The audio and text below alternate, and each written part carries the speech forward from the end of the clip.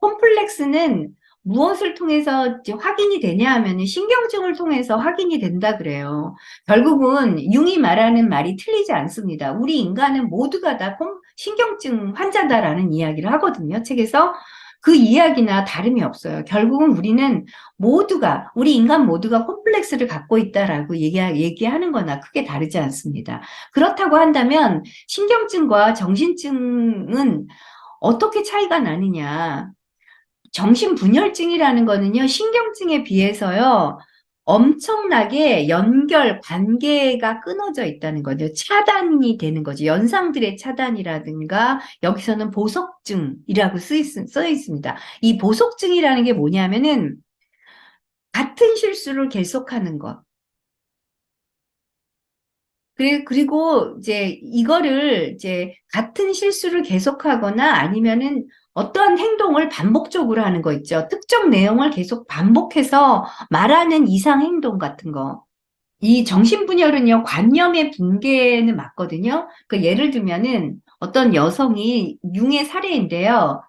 그 정신분열증으로 오랫동안 그 정신분열 증세를 보여주는 여성인데요. 그 여성은 정신분열증이라고 해서요, 우리가 어떤 의식하는 것들이 있잖아요. 뭐, 우리가 일상적으로 사용한다든가, 무엇을 인식한다든가, 이런 것이 없냐? 아니에요. 있어요. 다 시간 개념도 있고요. 어떤 것에 대한 어떤 인지 능력도 뛰어나고요. 또 생각하는 기억력도 뛰어나요. 그러면 뭐에서 문제가 나오냐 하면은요, 이런 거예요. 진압력이 이제 사라지는 건데, 아니면 보석증 같은 걸 나타내는 건데 어떤 그 구두 수성공을 사랑하는 어떤 여성이 있었어요. 그런데 그 여성이 그 남성하고 결혼하지 못하게 됩니다. 그랬더니 이 여성이 상처를 몹시 받고요. 이제 정신분열이 왔어요. 근데 이 여성은 아무하고도 얘기를 안 한대요. 그래서 이 병동에서 맨날 하는 얘기가 뭐냐면은 하는 짓이 뭐냐면 똑같은 행동을 반복해요. 무언가를 열심히 이렇게 몰입을 하면서 무언가를 꼬매는 듯한 그런 행동을 취한다는 거예요. 근데 이분이 나이가 굉장히 많은 거죠. 그래서 나중에 그분의 어떤 가족, 친척 되시는 분이 왔어요. 그래서 융이 묻습니다. 아니, 저 할머니는 맨날 저렇게 무언가를 꼬매는 행동을 하고 있습니다. 반복해서 드러나는 이제 그 반복증인 거죠.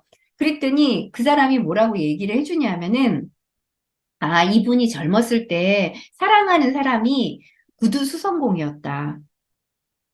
그런데 결혼을 하지 못했다. 그래서 나중에 이제 이 병에 걸리고 나서, 물론 이제 그 사이에는 안 걸렸겠죠. 우리 뭐지, 치매 환자하고 똑같아요.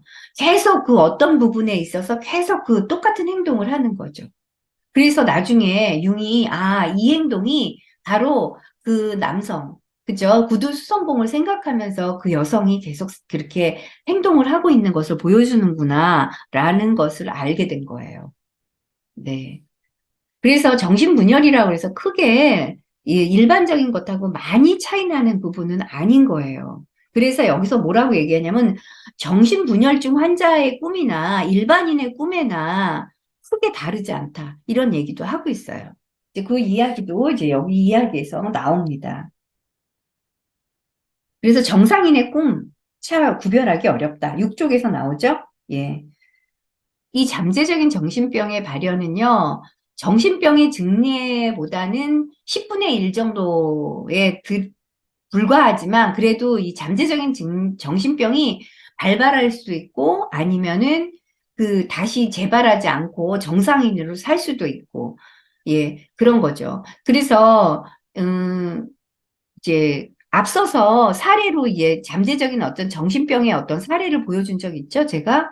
예, 그 2살짜리 꿈 사례를 통해서 2살짜리 아주 나이가 드신 분인데 어느 정도 성인인데 이제 꿈속에서 기차 여행을 가다가 어느 중세의 어느 건물 중세의 어떤 건물인 것 같은데 그 안에 들어갔더니 그 안에 똥칠을 하고 있는 2살배기 아기를 보게 되잖아요. 이제 이게 잠재적인 어떤 정신병을 보여주는 꿈이다. 이제 이렇게 얘기를 했잖아요. 예, 그런 것, 예, 볼 수 있습니다.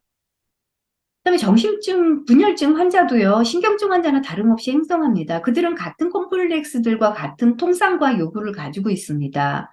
다만요, 뭐가 다르냐? 토대가 조금 더 불안정하다라는 거죠. 예.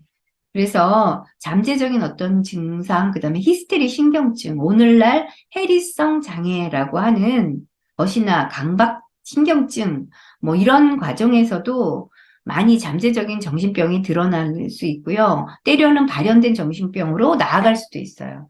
근데 어렸을 때 보니까 그 어떤 여성이 굉장히 좋아했던 남성이 있어요. 그런데 그 남성이 이제 이 여성을 차버린 거죠. 그랬더니 이 여성이 유약했던 것 같아요. 그러니까는 이제 정신적 해리가 증상이 나타난 거예요. 그래서 어떤 부분에 있어서는 기억을 해내고 어떤 부분은 기억을 상실해 버려가지고 막 예, 그렇게 보이기도 합니다. 이런 사람들은 일종의 그 히스테리성 어떤 그런 성향을 가지고 있는데 이 사람이 어떤 외상이 겹치면서 잠재적인 정신병이 확 드러나게 되는 거죠. 예, 이런 걸 보여줍니다. 그렇게 볼 수 있습니다.